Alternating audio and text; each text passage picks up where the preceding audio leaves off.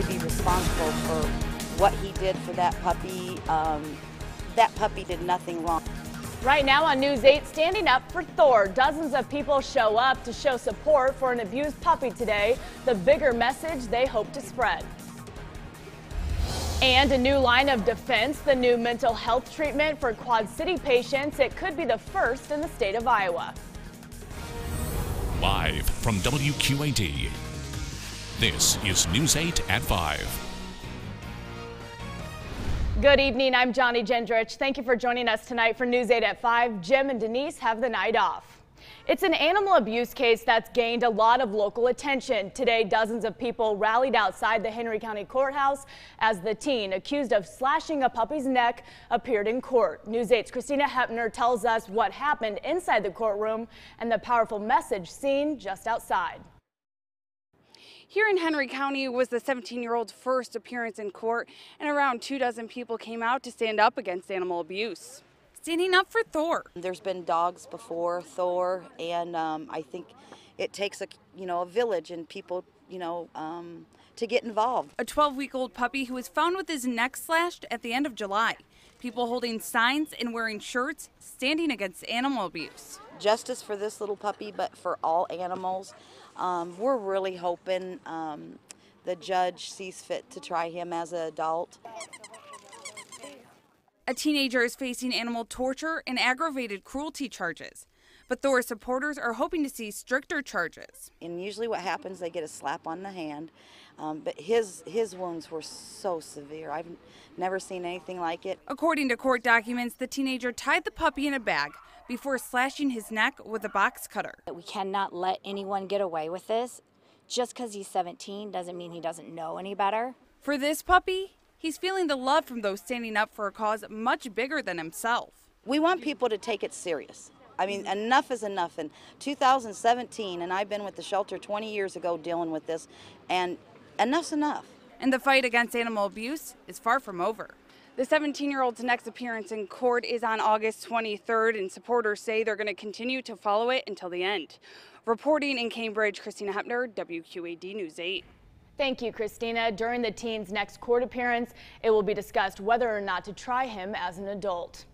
One person was airlifted to the hospital after a shooting in Davenport. Police received a shots fired call around 2 this morning in the 1100 block of Locust Street, just east of Whitey's Ice Cream.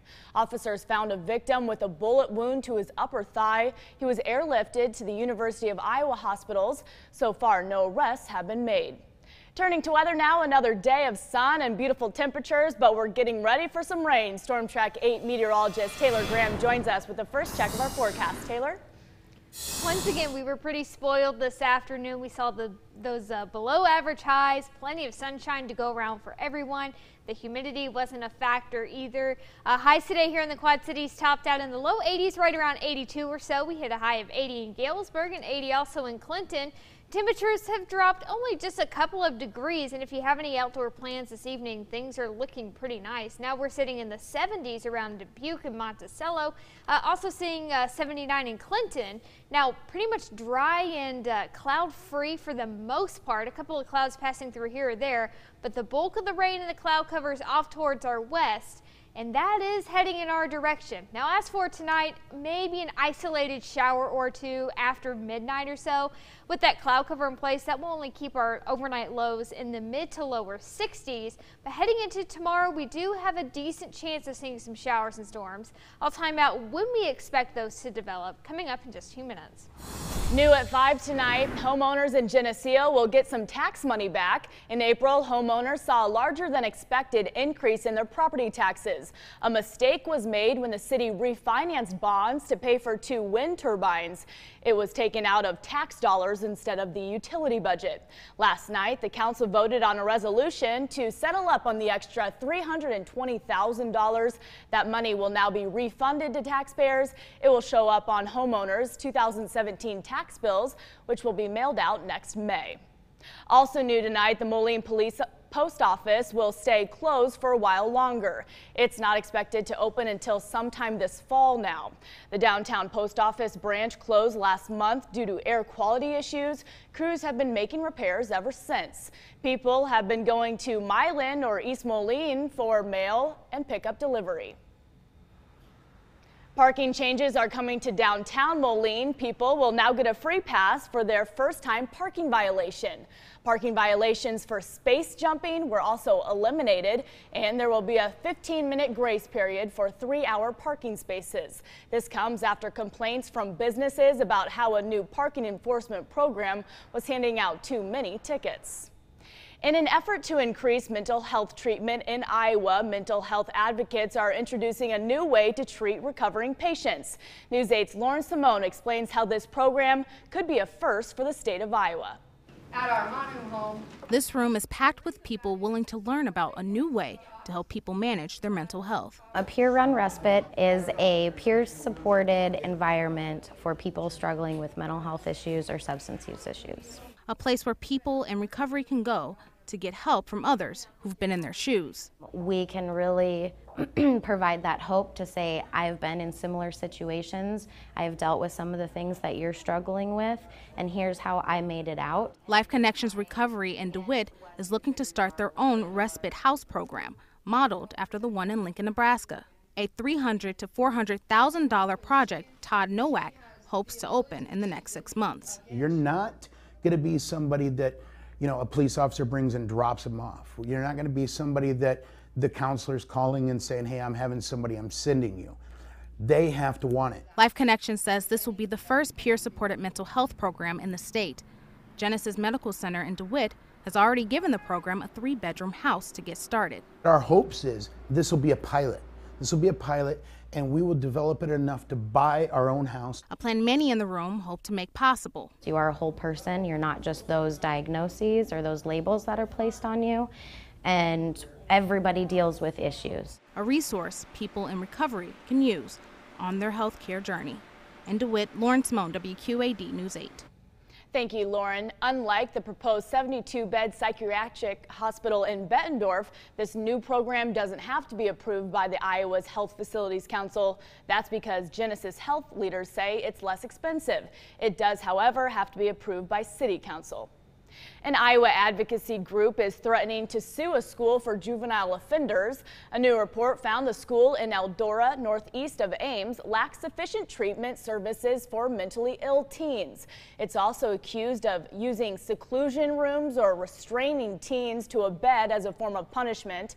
The group says the practices are more severe than at other juvenile centers. But the Department of Human Services director says practices are different because the boys have violent histories. We don't just swaddle them because of that, but when they become violent and it puts other kids at risk, of course we're going to try to protect the other kids. The advocacy group is demanding that lawmakers force the school to get a state license and change its practices. The Scott County Sheriff has a plan to fix understaffing at the jail by overhiring. Scott County Sheriff Tim Lane says the jail is currently short 5 employees. He's now looking to hire 7 correctional officers, temporarily overstaffing. Lane says it can take up to 6 months to hire and train a new correctional officer, so he hopes to get ahead of future retirements while also cutting down on overtime.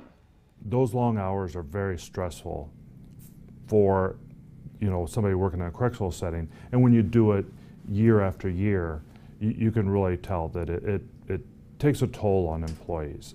Sheriff Lane says he will adjust the department's budget and won't need any extra money to make the hires. The Scott County Board of Supervisors must approve this plan. Illinois' Attorney General is being asked to weigh in on a school funding bill. State Republicans are asking the Attorney General whether the bill is unconstitutional, a decision that could further delay payments to schools. Last month, Senate Democrats put a hold on the bill before sending it to Governor Bruce Rauner, who later issued an amendatory veto.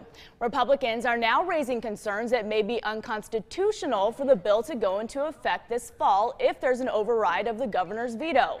If so, they say schools could only get their money this month if lawmakers approve the veto by a 3/5 vote. The Senate will take up the governor's veto on Sunday.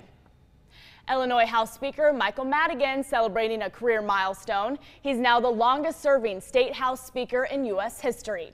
On Saturday, Madigan passed the former record held by South Carolina Speaker Solomon Blatt with more than 32 years. Madigan has served as Illinois House Speaker for all but 2 years since 1983. He was re-elected for the 17th time this year. And developing tonight, FBI agents searched a home belonging to President Donald Trump's former campaign chairman, Paul Manafort. The Washington Post reports agents showed up at the Virginia home just before dawn with no warning. The search stems from the investigation into Russia's meddling into the presidential election and possible collusion between the Trump campaign and the Russian government. Meanwhile, Manafort, Donald Trump Jr., and the Trump campaign are all turning over documents tied to the investigation. U.S. Secretary of Defense James Mattis warning North Korea leaders today that they should cease any consideration of actions that would lead to the end of its regime. Overnight, North Korean leader Kim Jong-un said he's seriously considering a plan to target Guam with a nuclear missile. The small Pacific island is home to crucial American military bases and more than 7,000 U.S. military forces. I think Americans should sleep well at night. I have no concerns about this particular rhetoric of the last few days. North Korea has been firing missiles vertically to maximize their distance and to avoid flying over Japan and other countries in the region. French police have searched the home of a man suspected of slamming a car into 6 soldiers in Paris this morning. The soldiers were leaving their barracks when they were hit. 2 of them suffered serious injuries. The suspect was later arrested in northern France. He was shot by police and is now in serious condition. A motive is unclear. Still ahead on News 8 at 5, camping in style, the new options at Westlake Park for people who want to spend a weekend outdoors without having to rough it.